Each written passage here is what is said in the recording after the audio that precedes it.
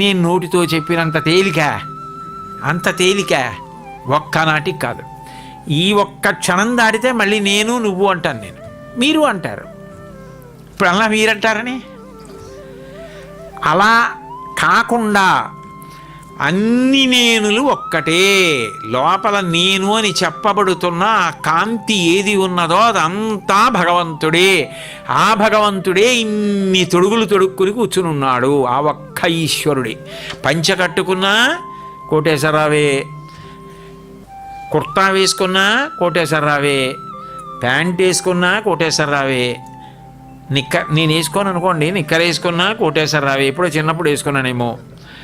ఓ ధావళి కట్టుకున్నా కోటేశ్వరరావే, ఓ లుంగి కట్టుకున్నా కోటేశ్వరరావే. కట్టుకున్న వస్త్రం మారుతోందేమో కానీ కోటేశ్వరరావు వాడే.